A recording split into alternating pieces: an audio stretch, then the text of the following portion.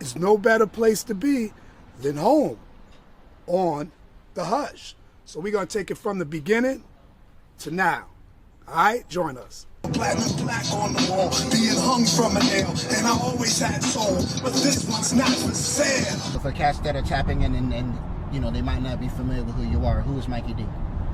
The motherfucker that you watching. Nah.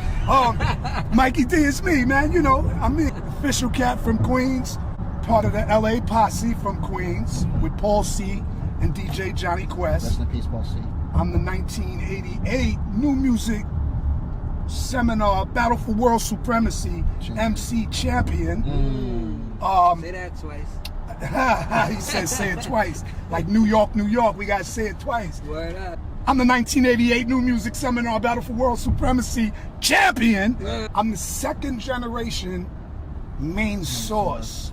Right. You know, after Large Professor Large pursued his solo career, you know, I picked up the reins with the main source crew, did the second album, which unfortunately, you know, it was shelved because of disagreements with management and the label and things like that. But that's another story. It was beyond my control, right. You know. But shout outs to Main Source, right. You know, host and co-host of Pass the Torch Radio now. That's right, yeah. And I'm still just moving and grooving, being myself, having fun with it. You know what I'm saying? Doing it all. I'm just having fun. What's one thing that should be known about Queens? Queens get the money, baby. No disrespect. The Bronx created it, Queens elevated it. No disrespect. But I'm saying it started in the Bronx. I'm talking about this hip hop thing, and that's where I got my first taste of hip hop. You know what I mean? Listening to the cats from the Bronx on the cassette tapes. Right. Actually, Grandmaster Caz was, and he's the reason that I started rapping. Because the first hip hop tape that I heard, Grandmaster Caz happened to be the one that caught my attention the most out of everybody on there. So I started rapping, you know what I mean? So, you know, it started in the Bronx, then hip hop came across that bridge that we just crossed into Queens, and that's when Mikey D was born, you know what I mean? If I was adopted by anybody, it would be Grandmaster Caz. What up, Bob? You know what I mean? So, salute. Please, you know, get the money. Get the money. That's what they say. Not because we make more money than anybody or we trying to shine on anybody, but it's because Jamaica, Queens is like the money hub of New York City besides Manhattan. Right. If you check on Jamaica, Queens and all of that, the business area it's a money-making area. I'm not going to go into the 80s with the drug dealing and all of that because we're going to keep it positive, you heard? Right, positive. But, you know, positive. a lot of things Positive vibes. A lot of things go down in Queens. We got the Mets, you know. Yeah. Starting from the beginning, like my unsung heroes were like the LA rap masters. We were like a Wu-Tang Clan before Wu-Tang Clan. It was like 16 of us that used to be in Johnny Quest's mother's house making cassette tapes. The Phenomenal Four was a group that I was with early that they inspired me a lot, and we were always together. My first rap group, the Grandmaster 3, which consisted of Ever Loving Kid Ice and Lovable Little B and myself, those guys. And then we had a group around, we had like popular groups in Queens, like the Bronx had Fantastic, Romantic, and the Furious Five and Cold Crush. Well, in Queens, once I got introduced to hip hop, I started finding out we had pretty popular groups too. We actually had 3 popular groups in Laurelton, which was the Clientele Brothers, the Professional Five, and Rapmatical 5. These guys were the top dogs that all of the younger cats wanted to be like. I myself and Johnny Quest had the opportunity to get down with the Clientele Brothers, which was a major elevation in my early beginnings. I learned the structure of writing the lyrics and you know, not being repetitious with certain words and things like that, and the swag and just the cadence and all of that really came from like Eddie OJ and Will Seville, you know. So those guys were definitely it. And then once I started traveling out on my own, wandering out on my own, I met other people like LL Cool J, you know what I mean? Me and him, we were really, really tight, and he used to come around the way, I used to go around his way. So we started kicking it before all of this music. Yeah. People like MC Shan is my people. I remember when Kid and Play was with a group called the Super Lovers. Kid and Play, they're from Queens. Yeah, they're from Queens. They're from Elmhurst. They had a dope DJ named Quicksilver. So the name of their group was Quicksilver and the Super Lovers. Wow. And we used to all rock together in it was called the Racket Club on Springfield Boulevard. Gotcha. So that was like our Apollo out here in Queens. You know? Wow, that was your Apollo. Okay. Yeah. Okay, gotcha. So to get on that stage was just Something serious. you knew you was somebody when Right. you touched that stage. Large Professor was younger than me, but he used to frequent the studio with Paul C. That was a part of our group, the LA Posse. You know what I'm saying? So Paul C. had a major influence, and he was always around me. Cats like Run DMC. Run DMC. You know, we all from the same community, so we would always Rest in peace to Jam Master J. rub shoulders and stuff like that. Right. And this is before records. I'm talking about when we were out in park jams Right. and basement parties. Because I actually met the Park Jam era. well, this is before the Park Jam era too. Oh, when right, I met okay. when I met DMC, I met him in a basement party. You know what I'm saying? They used to have the basement parties first. You know, they used to turn the lights off and all of that, and the last record used to come on and all of that. Gotcha, you know what I mean? But I used to rap in those basement parties, and to see your name on, we used to have the little invites. You know what I mean? The index cards was the invite. So those were like flyers. So when your name was on one of those, rocking at a basement party, that was kind of a big thing, you know. But Right. Sweet Teas from around the way. Sweet Teas from Queens Yes, as well. Mr. Cheeks is from around the way, you know. So we all inspired each other. Onyx, you know, Onyx is like a generation under me. So every time I bump into Fredro, he calls me OG because, you know, when they were younger, before they were out in those parks, they were listening to the tapes of me and Grandmaster Vic and stuff like that out in those parks. So I'm like one of those second generation Queens MC. Positive vibrations, you know, ruthless on the microphone. I battle anybody, anywhere, any place. Anybody. You know what I mean? Especially back then, in the 80s, that was strictly battle Mikey D. That's why they call me Mikey Destruction, because I used to destroy MCs. You know, today they see Mikey D, it's all love because, you know, my DNA is spread out through this borough.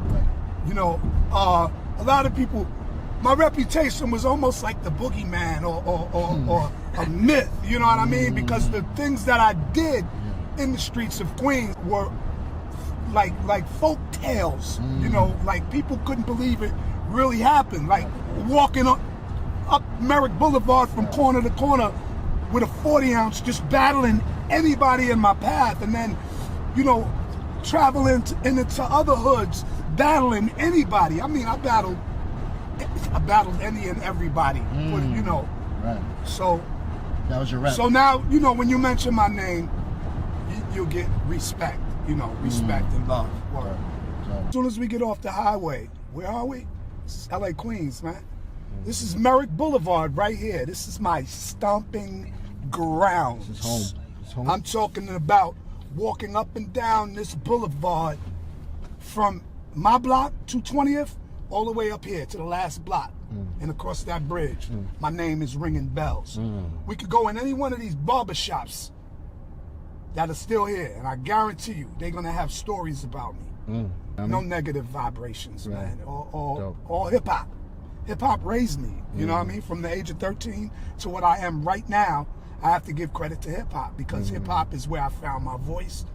You know what I'm saying? Where I found my confidence and all of that. Get that. Oh. Yo, what up? I don't get no love. I don't get no love no more. I'm back, baby. What's the deal? What's going on, family? Everything copacetic, man. Yo. I be seeing you. I be checking you out on your face. I'm moving around, baby. See? So who's that? Snub. Who's that? That's one of the guys that I grew up with. But he's from Lawton, from the back streets, like going toward the Long Island Railroad. You know. Gotcha. Oh man, his name just flashed. That's Peoples, man. That's Peoples, and that type of love, that's what you'll get all day, bro. Right. Yeah, we almost saw my old block, man. Dope. So take y'all right to the crib. Right. I might get a little emotional. you know what I mean? Because that house, a lot of people that know me ask me, yo, why you don't come back to the block? You don't come back to the hood? No, not the hood. The I block. come back to the hood, Right. but I avoid the block for that one reason alone, because that house, you know what I mean? Not hate and all of that. It's because it's a long story. I had to give it up, Yeah.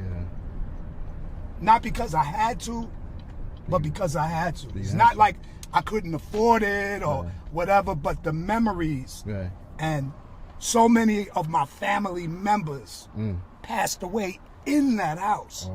You know what I'm saying? So Right. crazy, but I hear that, yeah. man. So this is the block right here. This is 221st. 21st. About to turn I on to live 21st. on 220th, which is up here, but it's better to turn here. Okay, okay. And Johnny Quest, I wonder if Johnny Quest is home, my DJ. Bye, Johnny Quest lives in that house right there. And you talk about a DJ that's super fire, Johnny Quest was it. And we were the youngest out here doing our thing at a very young age. Him on the turntables was the equivalent to me on the microphone. Right, right. You know what I'm saying? Right. So I'm going to park right here just in case there's not parking up there. Right. And we're going to walk down the block here and take a walk down the block to where it all started. Mikey D. Yeah, we outside. 22005. Right here. I was born here. Right. The story that I heard, they were sitting at the dining room table on Thanksgiving, and my mom thought she had indigestion. Guess who was coming? That was me, born on Thanksgiving. I had Bismarck upstairs, Mr. Freeze from the Jazzy Five, rest in peace. Rest in peace, Biz and Freeze. Yeah, boy. They were upstairs in my room, MC Lotto, my godson Tyreek. We all was just freestyling upstairs in that room. So Bismarck used to come through. LL Bismarck, you know, Buff. All right, LL Cool J, you're gonna hate me for this one. So there's a school right around the corner called Christopher Robbins. My man LL Cool J used to go to school there. But sometimes Cool J was bad. He used to cut class. And it ain't snitching unless the police are involved. And it ain't no cops involved. So he was cutting class. And he used to come right here and wait for me to get up. Because I was no better. I was bad. I dropped out of school. But Nana, you know, as long as I was in the house doing something constructive, I was good. So LL used to come here, knock on the door, and if I was asleep, Nana would give him a egg sandwich, and he'd be sitting right here with the egg sandwich. Wow. So where are we now? Oh, right now we in the heart of it. You heard? We in South Jamaica, Queens. This is Baisley Pond Park, aka Baisley Park. You know, so yeah, a lot of jams in that park back there. Word up. A lot of memories. A lot of memories. Facts. I got one story, but I don't want to put Geechee on blast. Oh man. Where I was introduced to hip hop was right here on these steps. The neighbor's house? Yes. I had a friend, his name is Derek Parks. Derek Parks lived in Harlem. His grandmother lived right here downstairs. So he used to visit here every summer. But I come out of my house, Nana is home, Grandpops is at work, you know what I mean? I come out the crib, I get up with my first best friend. I got another one that says I'm his first best friend, Mark the 40 Killer from down the block, but he's younger than us. But Dave Moore, right? That was the Moore's house, right? So came out, got with him, came over here. My man Boo used to live in that house, the yellow house. We all used to come here to Derek's house and sit right out on these steps and just kick it. You know, little young kids, we like 12, 13, just sitting on the steps chilling. So this particular year in 79, D-Money, Derek, he came outside with his brother's big ass boom box. And we sat right on these steps and he popped that tape in and he told us what was going on uptown and in the Bronx. It was hip hop. One person's name I did want to bring up, which Yeah. is Granddaddy IU, brother. because I remember he introduced me to you, and you know I've known rest his soul. I knew him for years, and I was like, Granddaddy IU, I'm trying to do this thing in Hush and Queens, and he was like, Dad, who got it? My man Mikey D. Yeah. You know, and he Granddaddy. was so passionate about you, your contributions to the culture, your presence in Queens. It was hip hop. So he played the tape right here. I think I don't remember if Kumo D was on there battling Busy B. I know that's where I got my battle stuff from. Shout him out and to Busy Kaz. B, shout out But to Kumo D. I know for a fact Grandmaster Kaz from the Cold Crush was on that tape. And I remember Kaz saying that rhyme about Yvette. Now, mind you, this is the introduction to hip hop for us. Derek's brother was older than him, Mike Action. Is what we used to call him. Right. So Mike Action was at Harlem World. Mike Action was able to go to these spots. We were too young. He bought that tape out here, and when I heard Kaz spit Yvette, it was a long time ago, and I'ma never forget. Got caught in the bed with a girl named Yvette. I was scared like hell, but I got away. That's why I'm here talking to y'all today. When I heard that, it was off to the races. I'm like, what the hell is this? Right. What? He's just talking, but it rhymes, and that's what I wanted to do from that point on. So that whole day, we sat here, kept rewinding the tape, listening to the tape. Dave Moore went back home. Right. Boo went back home. I went back home. So that was the start of Mikey D. Facts. When I went home, I went upstairs to that room. That room. That second room, yep. I got me a pen, and I got me a piece of paper. And that's when it started.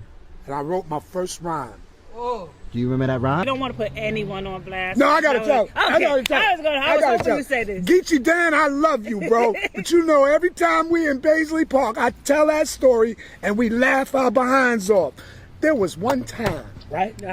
We was doing a jam in Baisley Pond Park, right behind us, right over here. My man Troy, he had a baby face. I used to say he's like baby face Finster, because Troy was up there in age, but he looked so young. Now, a lot of people might not know who Troy is. I'm gonna tell y'all who Troy is. Y'all heard of this guy. This is the guy that supposedly that the beef started with 50 and Ja Rule over. Troy is the one that snatched Ja Rule's chain or something like that back then. The story is out there, so there's no snitching and no police are involved. There's no snitching. We in the park, me and Geechee. Troy is with a couple of girls, right? Troy had a cast on his arm. I don't know if he fell off the moped he used to ride and all of that, but Geechee tried to talk to one of the girls that was with Troy, right? And Troy was like, yo, man, yo, back up off my girl or something like that, right? And Geechee was like, little boy, you must not know who I am. You better get out of my face before I break your other arm. And I'm like, oh, that's Troy, right? The next thing you know, Troy disappeared and he came back, and it must have been about 50 Baisley Park cats. And he pointed at Geechee, and they chased Geechee from this park all the way through the damn park, man. And Man. I was scared to death for Geechee because they ran right past me, so I was safe. But I was scared to death for Geechee, like, is he gonna make it home? It was like, warriors, come on, you going through, because Geechee lives all the way over in Hollis. My goodness. So and we wasn't driving, we walked here and all of that. That's funny. And then, It's funny and it's not. It's funny because I can't see. But Geechee got away. He got away. He got home. Do you remember that rhyme? Or? I don't remember the whole rhyme. Her mother threw a biscuit that knocked me out. Something. I had no doubt, but then her mother threw a biscuit that knocked me out. Basically, what the rhyme was about was a girl named Kim, because I emulated what I heard Kaz do about Yvette, and I made up some fantasy shit about a girl named Kim. And that was my first rhyme, Kim. Now, mind you, my first person to hear the rhyme was Nana, my Nana. Because she was like, what was you doing up there all night? I heard you banging, and what was you doing? I was like, I was writing a rap. She was like, what is that? I was like, Derek played the tape and I was writing around, listen to this, Nana. I didn't curse then, you know what I'm saying? So, but it was real comical, so I said the rhyme to Nana, and Nana was my first cosign, because she told me that it was good.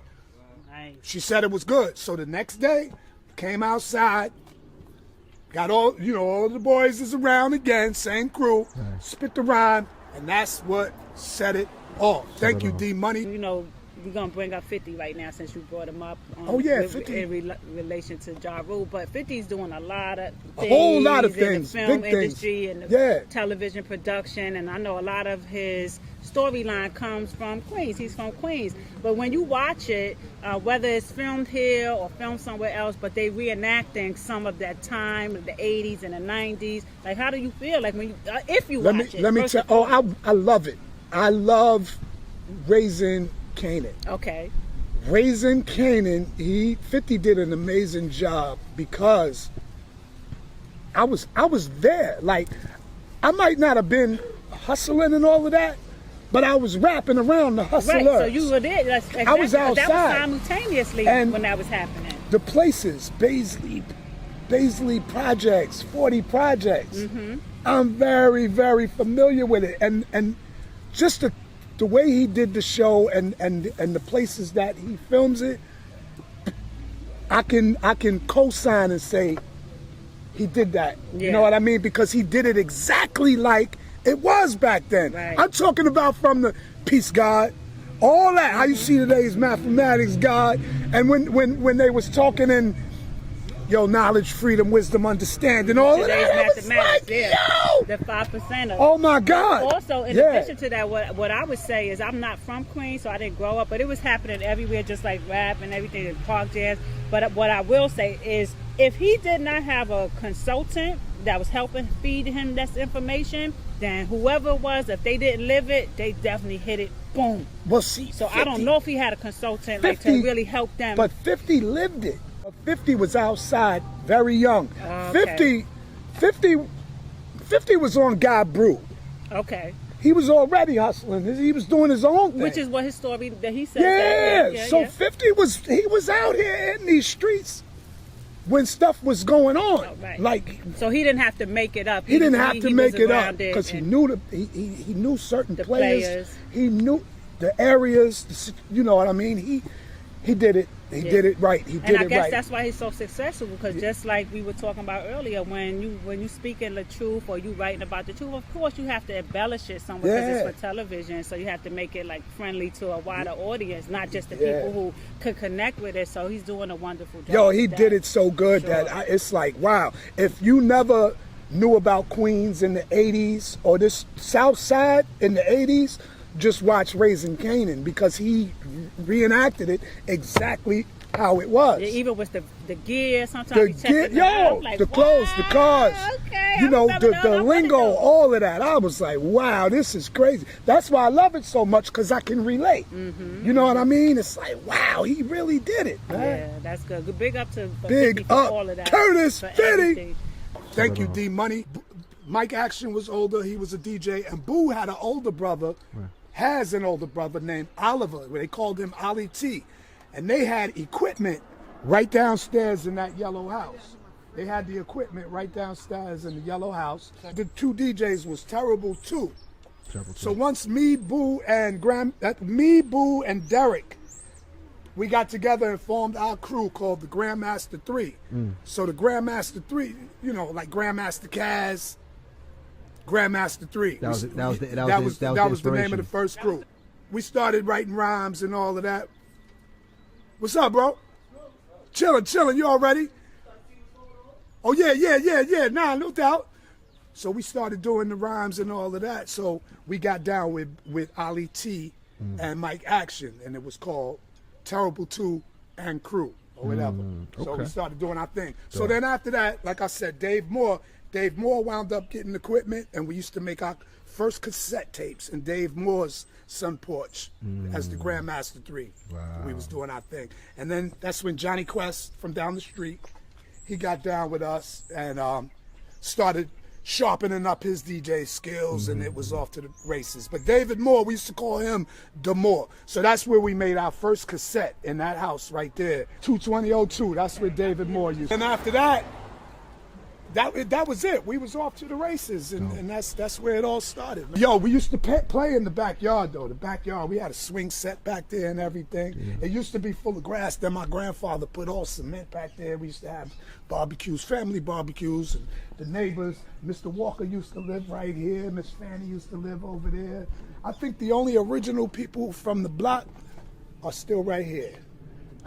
So I come back every now and then just to see my people that are still here. I'm working on the Pop and Kim album, so now I'm gonna spend some more time where my roots are, because I can't get that feeling from upstate where I'm at. Okay. It's beautiful where I live, but it doesn't have this energy. Yeah, you need to where I connect come to pull from. right. So I can, I can sit here and write rhymes right here and just remember everything that went on, and I can get back into that vibe. So I come back every chance I get. Like even today,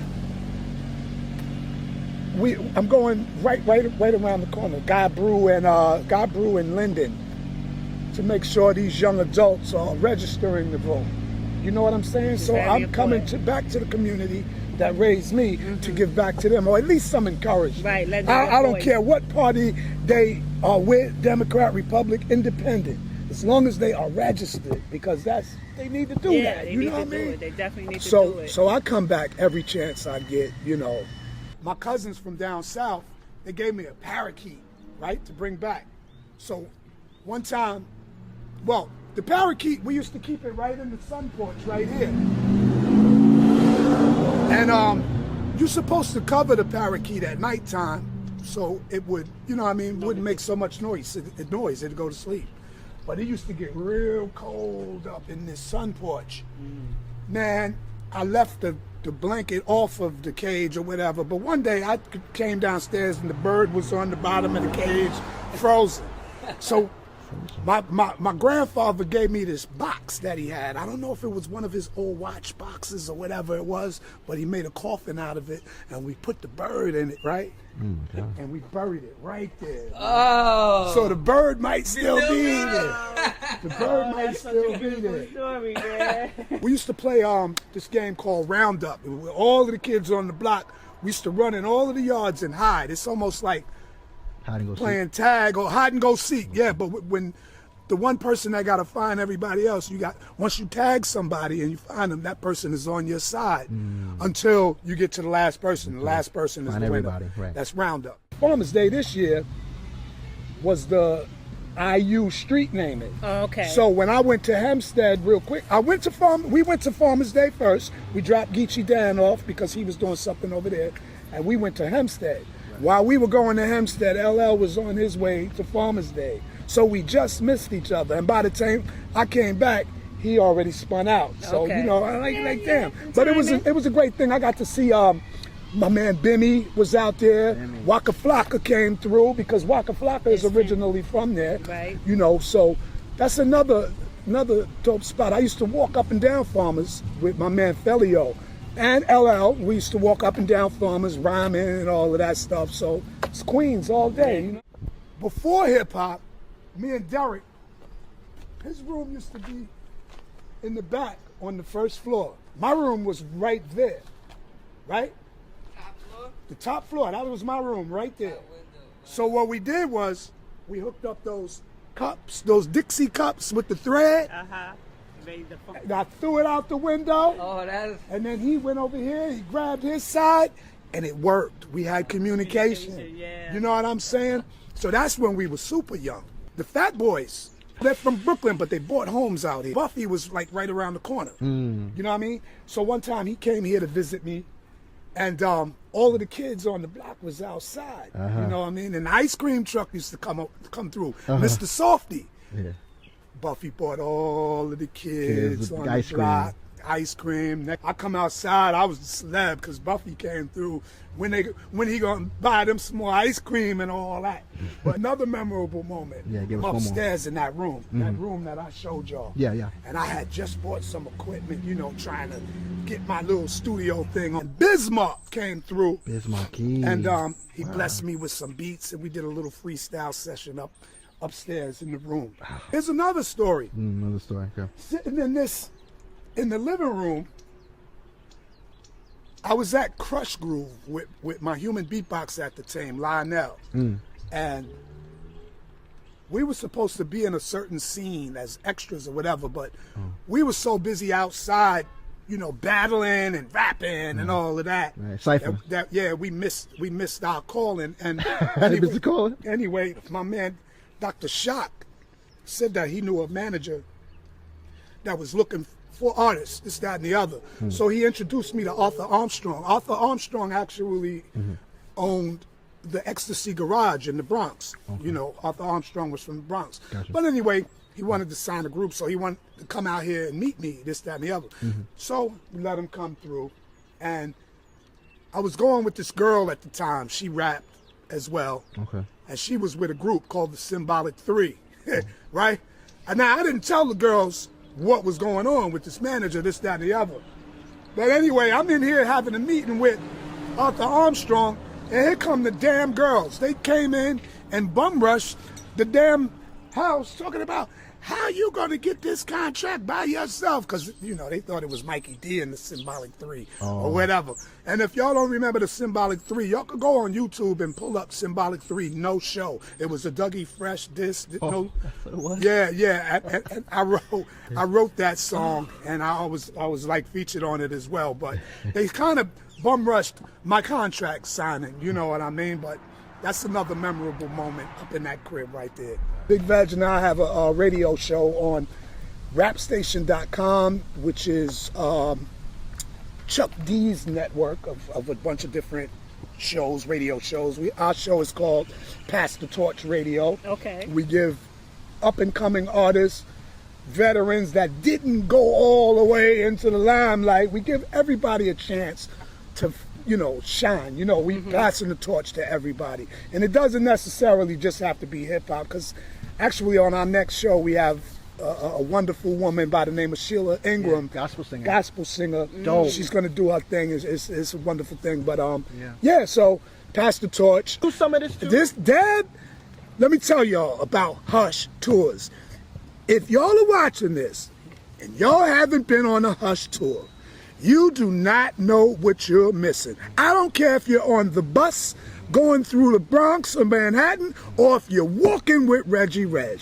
If you haven't been on a Hush tour, you are missing out on something special. It's the only tour of its kind. Let me tell you, when I used to live in Queens, she gave me the pleasure of doing the Queens Hush tour. And we had so much fun. But before I was able to do that, I went on a Grandmaster Caz Hush tour. And let me tell you something. It was a whole new experience, even for me, a veteran MC. You know what I mean? But to get that knowledge and to be with a person that was there on a bus, him kicking rhymes and us stopping and looking at, yo, if you haven't been on a Hush tour, please, please, I beg you, get some tickets and check out that Hush tour. Word up. I ain't gonna front. You did your thing with that. Thank you. Yeah. That's Thank a fact. you. You know, it's always to give the people who are responsible for building and creating hip-hop a platform to share their stories with people that come from all over the world. Because New York City is the mecca of entertainment. That's a fact. That's fact. it. That's it. Thank you. Thank you. It's all love.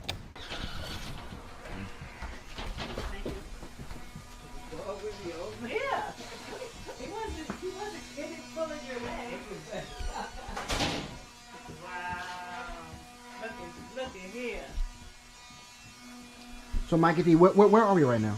Yo, we're at Zodiac Fish Grease in Jackie Poindexter's house. This is the home of the famous Zodiac Fish Grease. He probably upstairs asleep. We should take the camera upstairs and wake his ass up. I'm gonna see who's in there with the blender and all that. It's probably Jackie Poindexter. Okay, we'll go ahead. Yeah. You let us know if it's okay to go. I have a question for you. So, you know, I grew up in the Bronx, Harlem, and, you know, when we used to come out to Queens or Long Island or anywhere that was more considered like residential, which Queens offers that kind of neighborhood feeling, we used to feel like, wow, you know, backyard, grass, and all of this stuff. When you or anyone that you know traveled to other boroughs outside of Queens, particularly the Bronx, Harlem, where there were projects or tenement buildings, like how did that impact you as a child or even as a young, like a teenager? Well, or did you even travel? Yeah. As a child, I was raised by my grandmother and grandfather. So, you know, they was on that, you better not go to that bad neighborhood, or you better stay out of this place. That place bad, this, that, and the other. Now, mind you, my pop's side of the family lived on the south side. this is I think I don't know if they call this the north side or the west side or whatever, but the south side is pretty tough, you know. And when I used to visit them, it was I could tell the difference. I like felt the the other side of energy, the tracks, like they was rougher, you know what I Yeah. mean? Over there, it was tough, and they was, you know what I mean? Felt it. It was like something in the air. So I didn't really start venturing into projects and stuff like that, because I mean, we got 40 projects, we got Baisley projects, you know. I'm talking about within walking distance from here, because Queensbridge is way near Manhattan. Rochdale, it's not a project, it's a co-op, but they considered it project. I didn't do it when I was younger, but when I was older, probably about maybe 16, 17, I started going in there, because like I said, like hip hop made me find my confidence. Okay. You know, so I was like a beast lyrically. So I just felt comfortable wherever I went.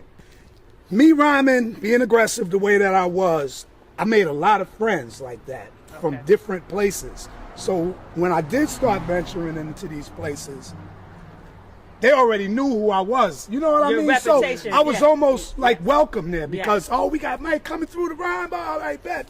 Yeah. So it wasn't, I never saw the craziness until like the mid 80s, you know, once that epidemic came through, Yeah. you know, things was different. So a lot of people weren't welcome in certain spots, this, that, and the other. But I was always a neutral guy, but everything was still dangerous. Zodiac is here. I woke him up. You did? Is that him in the middle? Yeah. He said he's gonna come down with me though, so we can get comfortable. Even when you grew up in the Bronx or in Harlem, there were areas that you didn't But venture to you know on your what? own either. I used to- It's just the city life. Right. I used to hang out in Soundview projects in the not- Bronx when I got a little bit older though. And I was drinking that liquid courage, you know. Right. Old English, you know, was And if you if you the MC that you are, and you were then, you kind of like had to in a way. Right. You know what I'm saying? Because it was like a rite of passage. I've gotten chased out of projects. Yeah. I got chased out of Left Rack City. You know what I mean? Because I was an aggressive rapper, you know. I mean, I was Shout out to Nori. Word up. Shout out to Nori. Shout out to Andre Harrell. Salute and There's a lot rest of in them. peace. Like when I went to Left Rack this one particular time, my homegirl, Sinquist from Finesse and Sinquist. Remember Soul Sister Sauce? She was having a birthday party and I went to pull her. That was homegirl. A couple of the guys wanted to battle and whatever, so we go down into the garage of the building or whatever, and my dumb behind jumps up on somebody's Benz and I start rhyming. You was in the zone. Oh yeah, I was definitely in the zone. I won the battle, but they chased us out of there so quick. My man, Fiddle and Vincent. Yo, what up, baby? What up, man? All right, you good? Hanging in. That's what it is, man. All love, baby. Nice to see you, man. Word up. All right. So my man Fiddle and Vincent used to live in that house right there. They was with us. I'm talking about these guys was on our backs, you know what I mean? But we got away. Fiddle and Vincent and them jumped on because they chased us into the train station. We jumped the turnstile. They jumped onto the tracks and ran through the tunnel to the next stop. I swear to God. Oh, wow. To the next stop. R.I.P. Theodore. He didn't get hit by a train or nothing like that, but they ran to the next damn stop. I stopped. When all my boys jumped on the tracks, that wasn't and for they you. ran. Yo, I stayed behind and waited for the train and prayed that these Left Rack cats wasn't gonna come jump the turnstile and come where I was at, because I was caught. The only one there. Now I get on the train and I get to the next stop. Everybody's all black and like tarred up. Like, yo, oh my God. So you just brought back a memory. And the other time I got ran out of a project was Queensbridge, because I went there to battle. I was looking for my brother MC Shan. I told you this home. I see. This home. Go. So, give us a little bit of history, Mike.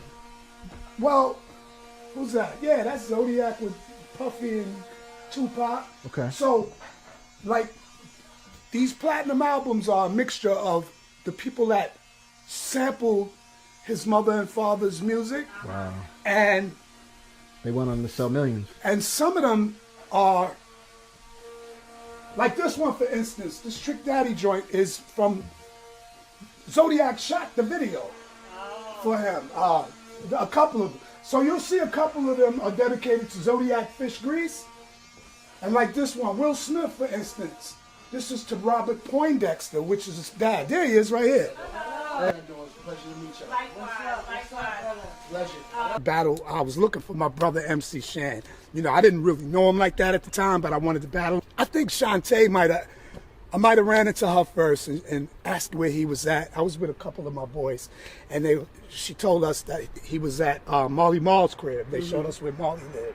So we went to Marley's crib, but Shan wasn't there. But the crazy thing is, Rakim and Eric B was there recording Eric B for President. Wow. When we went there. So when we left the studio and all of that, you know, we was tipsy again because we drank a lot of 40s on our way out of there. Somebody from Queensbridge said, yo, there's some cats out here from Jamaica, Queens, man. Boy. Yo, we about to get them, and not knowing that they telling us.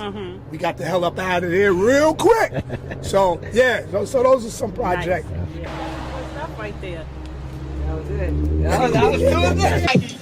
Spectacular and extra special is what I'm known as. I have more rhymes in my mind than any MC has. Realistic, dead for real. MCs know the deal. I'm the baddest rapper out here, and that's how I feel. Writing rhymes, I do love. MCs, I am above. In the rapping industry, or push comes to shove, I defeat when I meet MCs who try to compete. Mikey D is still unique. Who's fully complete? I am. To shout Geechee Dan out for that because he reconnected with one of my brothers named Papa D. Papa D was a guy.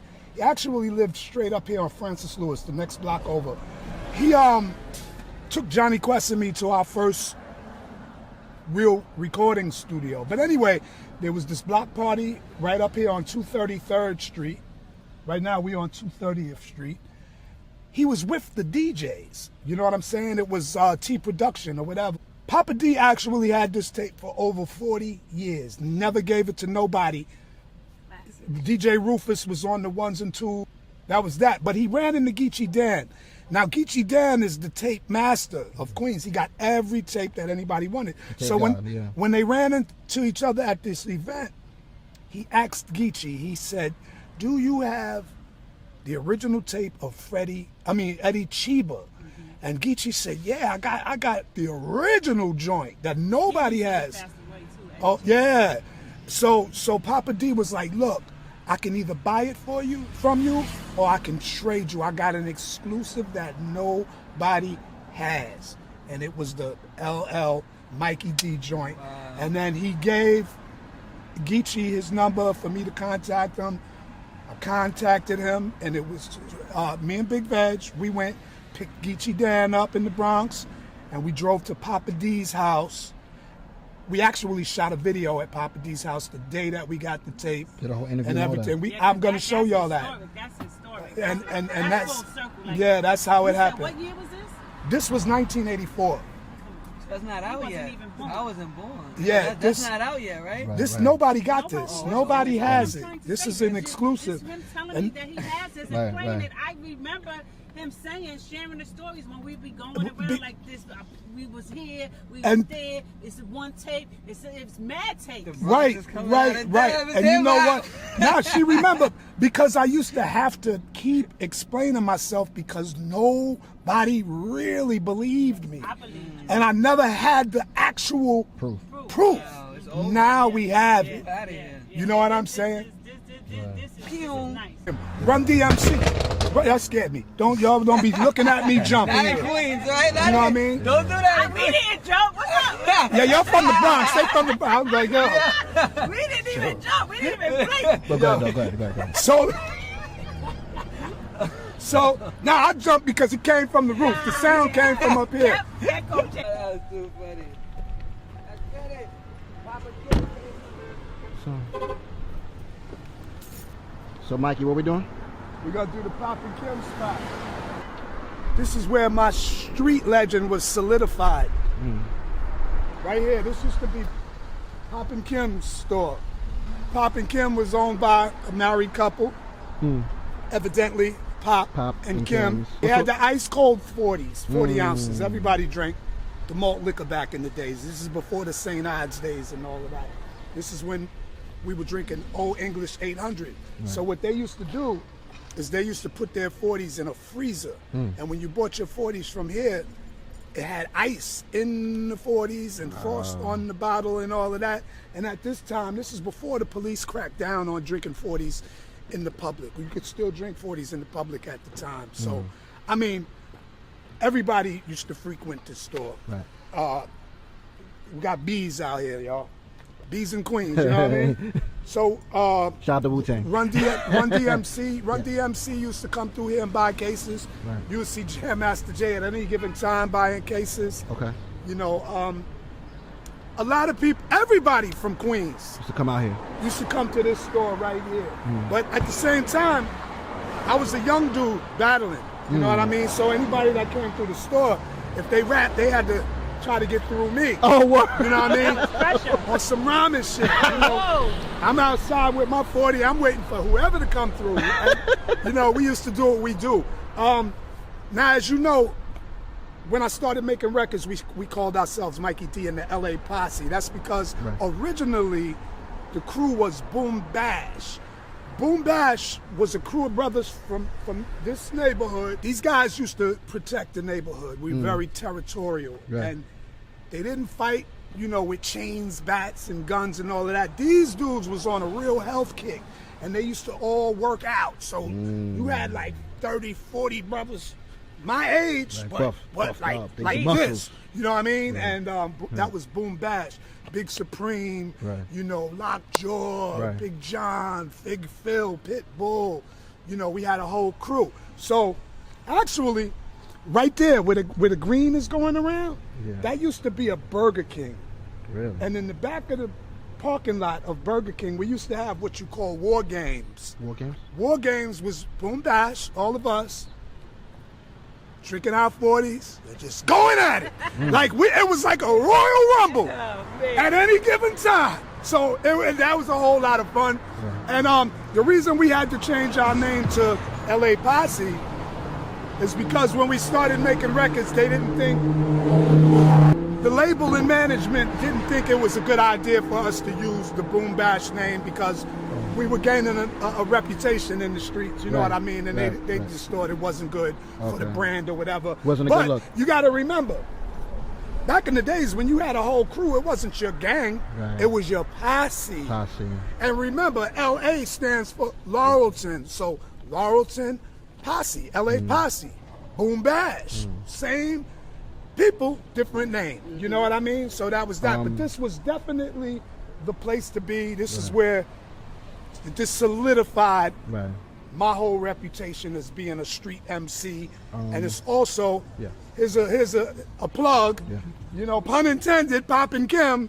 It's the name of the upcoming album. Oh, Mike- exclusive. Mikey, do you have any memories, like, in front of the shop? Like, Bro, who did you battle? bro, so you're going to keep on asking me about some damn memories, forgetting I'm old. Like, I do have memories, bro. Give me top three. Oh, top three. look, check it out. First of all, they used to have, where the cash register is at, where the glass was at, they used to have pictures. So anytime I was on the road with Bobby Brown, with Schoolie D, whoever it was, and remember, we didn't have these devices.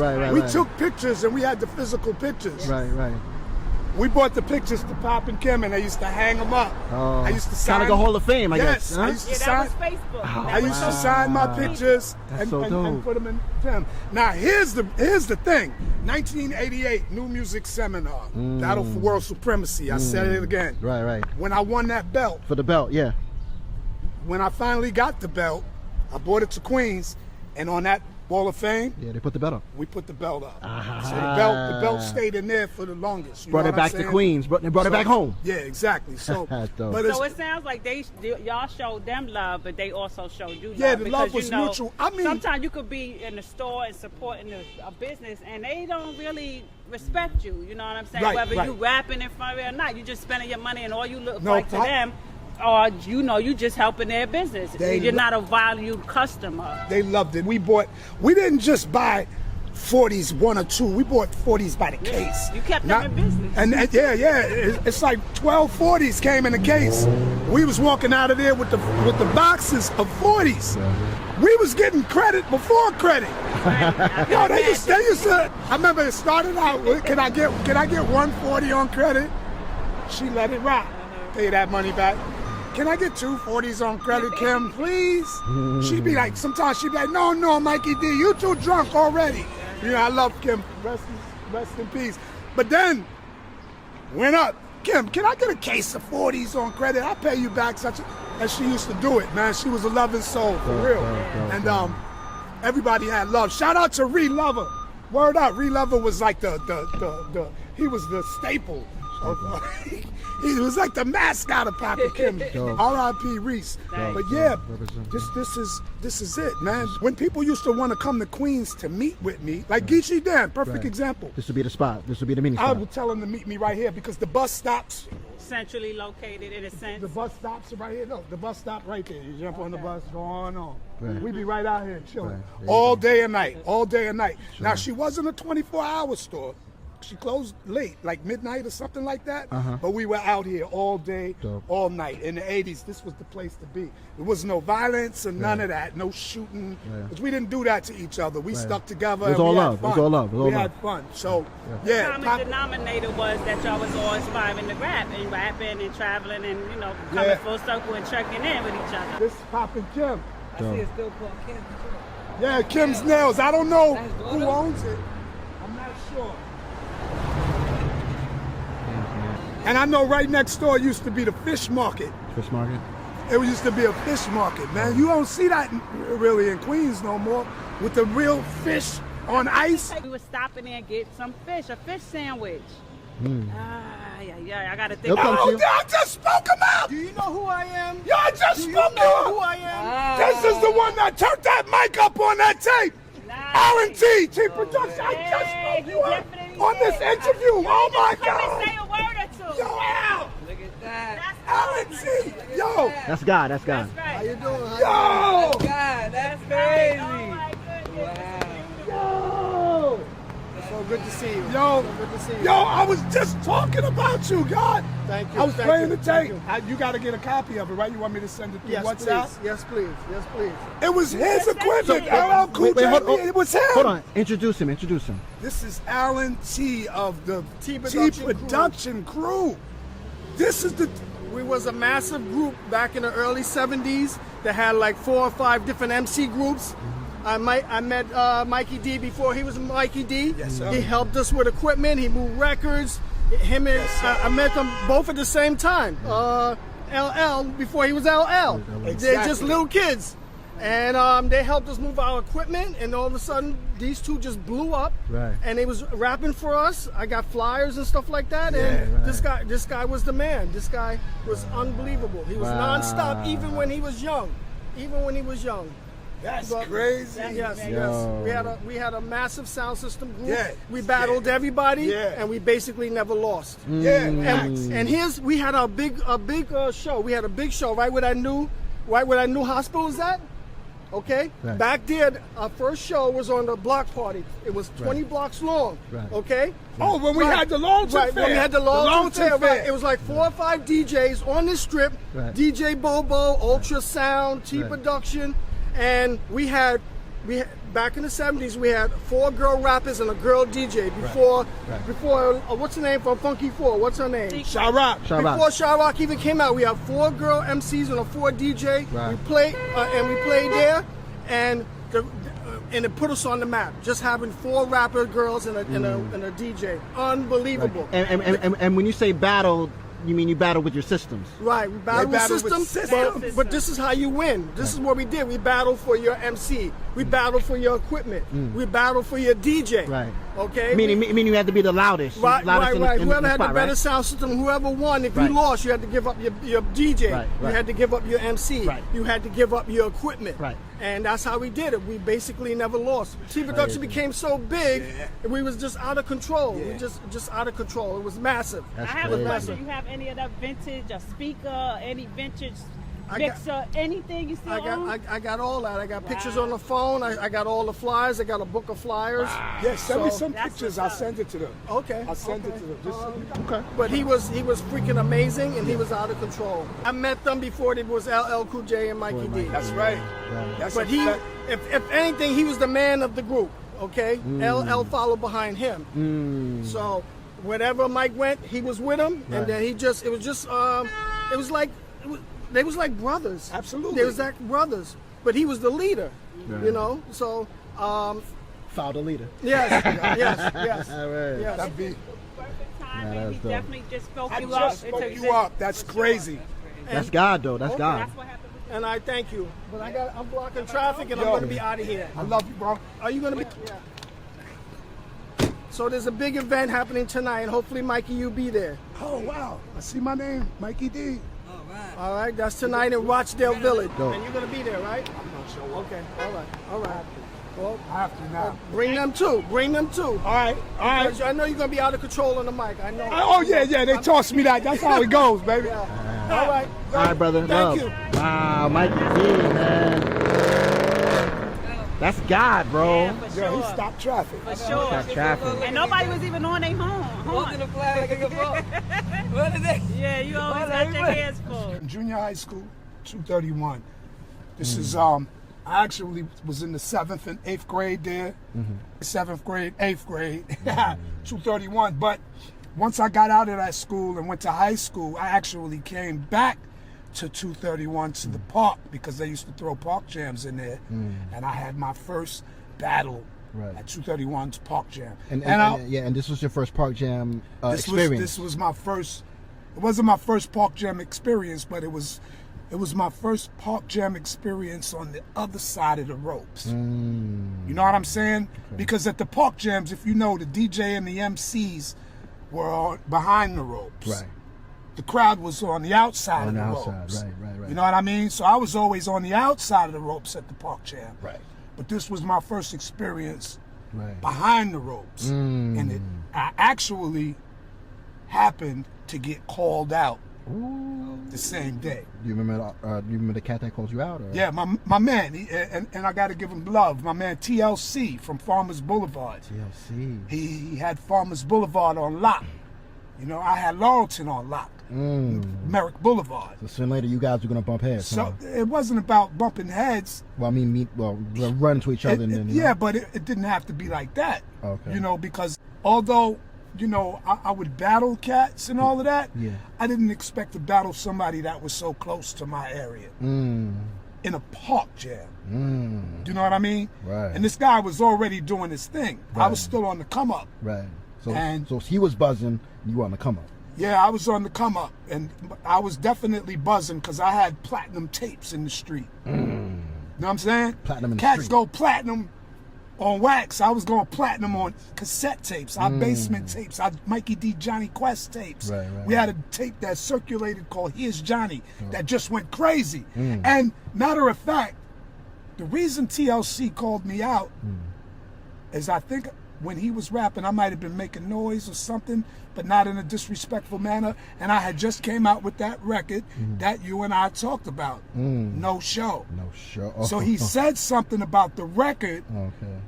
might have called it corny or something, or because of my popularity from that record. And he kind of pushed my back up against the wall. So Ooh, and that's where you came. I got in. my first taste of like blood in a battle, and I was like a pit bull. I kind of liked it. Kindergarten, I was in PS 37. Then my first and second grade, I was in 251, which is here. And then third, fourth, fifth, and sixth, I was in PS 37. Right. And then seventh, and eighth, I was in 231. Right now, we in Rosedale, Queens. Once you cross that bridge, you're back in Laurelton. But Rosedale, Laurelton, Cambria Heights is basically Springfield Gardens, Queens. From Rosedale, well, Paul C was from here.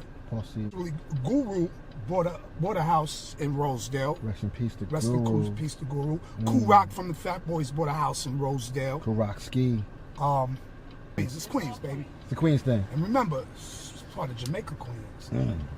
It's all within Jamaica, Queens. This is, woo-hoo. Boy, memories is coming back now, baby. Man, listen. The park. Right here. This is where it went down? This is where it went down, up, sideways, And all over. went everywhere, baby. Right here. Can we go in there? Yeah. Mikey D first battle. Yeah, right there, basketball court. Oh, we going inside. We going inside, bro? That going gate in. was locked, but you could go in this way. Yeah, that way. yeah, we going right in We there. going right in? The door is always open. That's how you know. And they live on the south side. Like we could literally go to the house and just walk right in, and it's just, man, it's just crazy. Zodiac Fish Grease, Jackie Poindexter, R.I.P. Bob Poindexter. Here it is. So here we are. We're here at the, what park is this, Mikey? This is they call it 231 Park. This is where it used to go down, really go down, like park jams. If y'all don't know about park jams, you're about to learn something now. They're going to learn today. You're gonna learn today, baby. And like, check it out, before we had generators and all of that, I know the BX used to hook up to the light poles. The light poles and all that. Right, We ain't had them privileges, you know what I mean? Right. So we used to hook up to a box. There used to be a box right over here, a power box. There it is. We didn't always have the generators up there. No, I'm talking No, about the poles, light the poles. light Oh, the poles, pipe, the light poles. Okay. Yeah, there used to be a power box right here. You can see. You can see the evidence. Yeah. Wow, that's crazy. So, Tape Master B, JT, Rick G, and cats like that. See, Alan T, he's from T Production. They're a generation before us. You know what I mean? Because like I was a little cat running around with those guys. The guys that used to come out here are more in my age demographic. You know what I mean? So Gotcha. Tape Master had that crazy system. He used to ride around with his Vegas in the red van. That's why I think he's deaf today, because Because of he that. used to ride around. No You talk sound about a protection, no system, ear protection. he had it in his van riding around. You would think it was a park jam and it's Tape Master B coming through. So they used to hook up. This was the power box. Power box. The cords used to run through here, right through the gate. Okay. You come into the park. Come to the park. They used to rope this off. Right about here. This is huge. Too. Right here. So this is basically backstage. Right? This is You had your backstage. equipment, your turntables set up right here. Right. Your rappers, your MCs right here. Right. The speakers used to be out here. Big ass speakers facing that way. That way. Let me hold a cup. Speakers over here Right. pointing that way. Pointing that way. So like I said, this is, when they used to rock over here, I was behind the ropes. I mean, I was on the outside of the Outside of the ropes ropes. with the audience.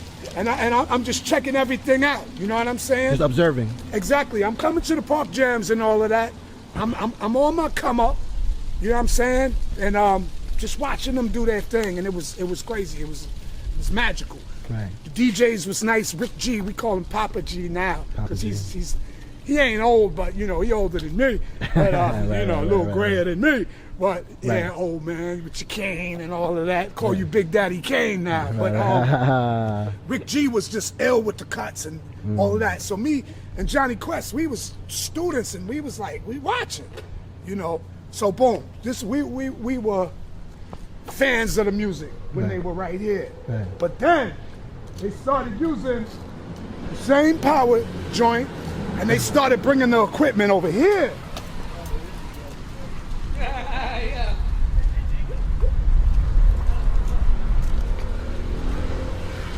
To the basketball court.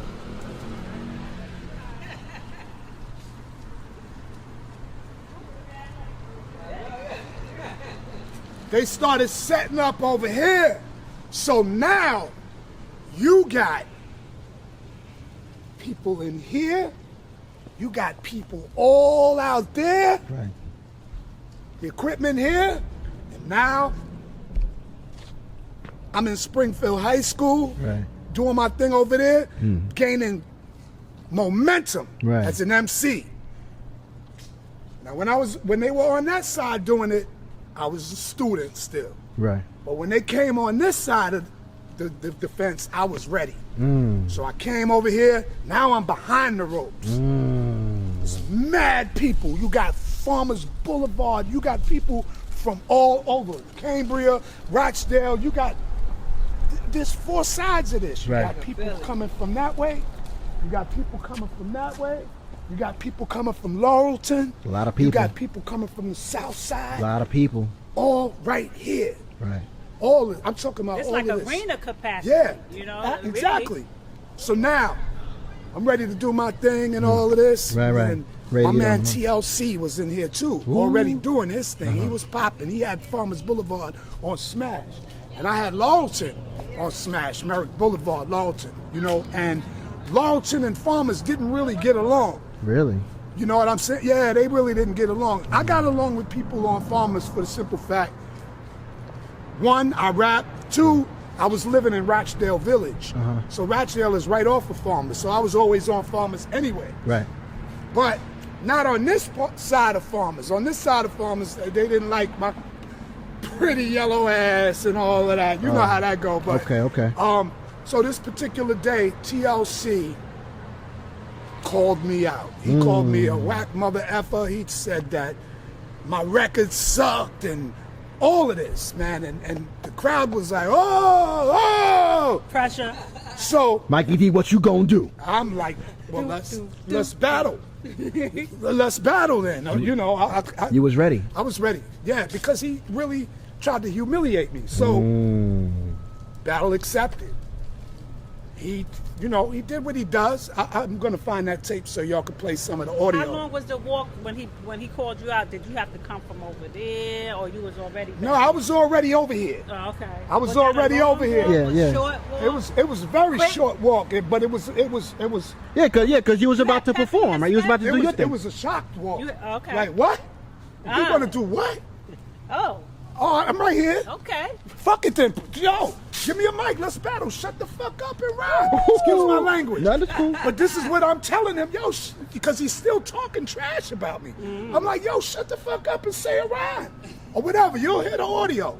Much love to TLC. This is in no way a disrespect. I'm Right. just recapping The history. situation, yeah. And thanks to TLC, he put me in a position that Prepared. gave that. Yeah, it put me where I am right now Right. because that prepared me. Gave you confidence and all. All of that. Yeah. But he caught me off guard. He caught you off guard, So, right?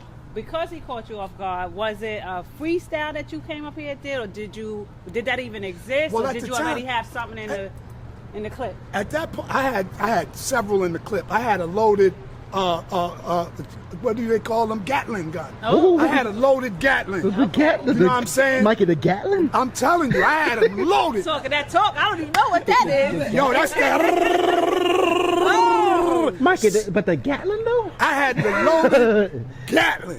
Okay. Word. Yo, not the drum, Not the like drum. like the mob Right, bosses right. had. I had The the Gatling. Gatling gun, where the bullets was coming off of the shoulders, and you see the. That's why you said you was ready. So I was definitely ready for it, and so like we was talking about LL Cool J and me. Right. LL Cool J, me, and a brother named Mark Miller from the Phenomenal Four I mentioned earlier. Yeah. We used to have plastic bags full of rhymes, so we wrote all the time. Okay. So we had so many rhymes that we used to write about different topics. We just wrote about anything. So the rhymes we would spit would seem like they were freestyle because we had so many, and right. we can. And you had to memorize. adapt. Right. You had to- And we memorized our rhymes back then. I didn't start freestyling until I was getting drunk and didn't care what I said because I'm real meticulous and I'm a perfectionist. Like I don't like to make mistakes when I rhyme, and I need it to make sense. I need you to see Right. what I'm saying. I need you to see it with your ears. And it was a different time then too. Right. You know what I mean? I imagine it was a different time. So he called me out, and Y'all battled, yo. I commenced it. This you was your remember- first, and this was your first battle. This was my first battle in front of a crowd like this. Because I battled on the streets one-on-one. I battled in ciphers and all of that, but I never had a crowd like this. When I had crowds like this, it was just me rapping and, putting on for the crowd. Not. But now you had an audience. Like, now we kind of had an judges audience. too, right? They're the Yeah, judges. the audience was your judge. Yeah. And we went at it. So So, TLC, oh my God. quick TLC. question: do you remember the rhyme? That's what I was getting ready to TLC. And the rhyme that you use here, did you have to use it somewhere else? For instance, at the New Music Seminar. Was that one that was in that bag? Yo, that's crazy. You know what? I might have used it on TLC first, and then got rid of it after I dusted. I got rid of it after the seminar. Okay. So you don't remember that one, but that one gave you a lot. I remember the rhyme though. Okay, yeah, can we get I definitely teaser? remember the rhyme. Yo, TLC, I love you, baby. All love. Yeah.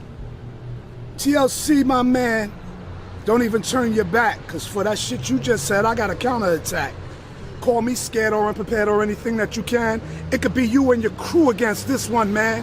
I ain't running, homeboy, so don't interrupt. I'm just fulfilling my dream, shutting your ass up. You try to break on me? I thought I was your friend. You broke on me. Now you taste your own medicine. But I should give you credit where the credit is due, but fuck that. I give you credit when this rhyme is through. People think that you're the best and no one can be better, but I'm known to be a title upsetter. One rhyme will dust you off, or maybe two, but any way that you put it, your whack ass is through. You pop shit like you're great. Come the party's late. When you finally arrive, you make the people wait, but you ain't shit to be bragging about. I bet this girl right here could take your dumb ass out. When it comes down to rapping, you might be okay, but you met me. So get on your knees and pray that I don't take your title. With one rhyme recital, the rap that I possess can be that vital. I hate to put you down lower than the ground, but you're always popping shit that you're the greatest around. That weak rap bit is illegit. TLC, you should quit that weak bullshit. You're the title defender, and I'm the contender. I'm gonna let you know right now, your career will end at the end of this jam. That's right, my man. Anything that I do,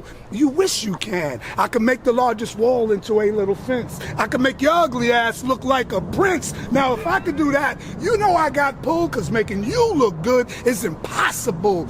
With a face like yours, you can scare away the devil. On a beauty contest, you're on Medusa's level. Believe it, because I know what I'm talking about. You look worse than an ass with shit coming out. You poor mother. Rapping's your only job. On Thanksgiving, all you ate was corn on the cob, no Christmas presents. When Christmas time came around, even robbed Santa Claus when he came to your town. Let me stop snapping on you. You're wasting my time. Keep your big mouth shut or get part 2 of this rhyme. I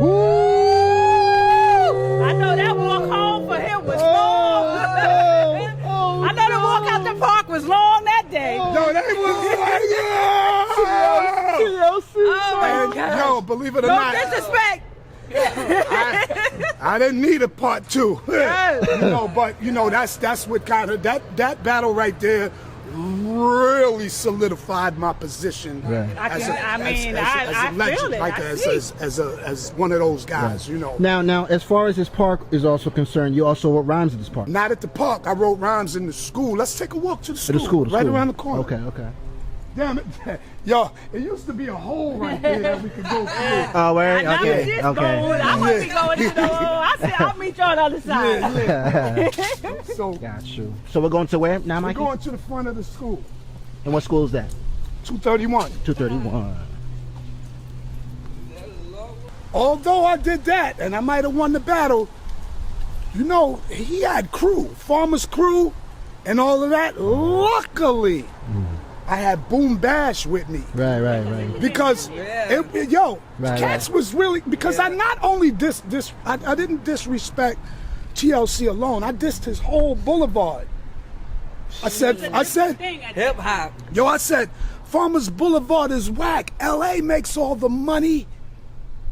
Wait, Farmers Boulevard is whack. LA makes all the money. If you think y'all alive, and that's very funny. Because it is you that I will crash. And if I can't handle it, then I'ma get Boom Bash. Boom! Then my crew bash. Then I'll crash. Anybody from Farmers, I'ma wax that. So it goes bash. Boom! Then I resume my title as the king under the full moon. So it's like, my crew, and remember, they like this. You know what I'm saying? Yeah. What you gonna do now? It was crazy, but it's all love now. It's all love. It's all love. It's all love. But that was a crazy time, though. But back then, this is early '80s. It's crazy. Things changed so much. I remember this used to be the first stop of the 77. Q77. That was the bus that I used to take to school. This was 231, the entrance right here to the school. Now, that side was 231, the junior high school, and this side was PS 251. It was the little Lower kids level. school. Elementary. See, now they got the 85 running through here. That bus runs through Rochdale and all of that, but it used to just be the Q77 up and down Springfield Boulevard. And the bus used to stop here. They actually, after school, we used to have the specials out here that used to ride through Lawton. That's another joint. We used to jump out the windows and battle and all of that. One time, I had a book bag full of rhymes. Somebody threw them out the damn window of the bus. Yeah, I don't remember who it was, but yeah, it was crazy. I used to get bullied. Really? In 231, 7th and 8th grade. You didn't battle the bullies? I couldn't battle the bullies because I wasn't battling yet. Oh. 7th grade. Oh, 7th grade. Okay, this is 8th before. grade. Oh, okay. But my schoolmates could tell you, I used to write rhymes in class. Right. I used to write rhymes in class. This is where I first started writing rhymes, like besides Nana's house. And when I was coming to school with it, I was writing rhymes here. It's home on the hush right here, baby. 231. I used to go to school here, 7th grade, 8th grade, writing rhymes and all that right here. Dope. But then check it out. So I was writing rhymes in here, but I was kind of doing it incognito. You know what I'm saying? Negro. Not too many people knew what I was up to until I got to Springfield High School. So after the 8th grade, right across the bridge is the high school, Springfield. That's when I just gave up on school and just started writing raps. And all of my schoolmates could tell you, some of them could tell you about me writing rhymes in here. If I wasn't writing rhymes in here, I was writing, do you want to go with me? A simple yes or no, check box. I was doing one of those or writing rhymes. You know what I mean? I wasn't really learning nothing. Mr. Tatil was my Spanish teacher, always failed me because I couldn't get no Spanish. I looked Puerto Rican, but I couldn't get it. But yeah. So but when I went to Springfield High School, that's when I started writing rhymes instead of doing the schoolwork, just bringing book bags of rhymes to work and to school. And people used to be like, "Yo, Mike, he don't even do no work. He just writes rhymes." But I do remember one time in this school, we had some type of assignment where we had to write some type of current event, and I did it in a rap. Right. And I said the rhyme in front of the class. So that was like one of those memorable moments because they was like, you know how kids are. Yeah. And I said the rhyme in here, so that's what gave me my courage and my, you know, all that. Shout out to Mr. Cheeks. Shout out to Fredro Starr. Shout out to Kwame. Shout out to Grandmaster Vic and everybody. Shout out to Supreme McGriff from the legendary Supreme team. Shout out to 50 Cent, Tony Ayo. All of them cats. They know what it is about Basically Punk.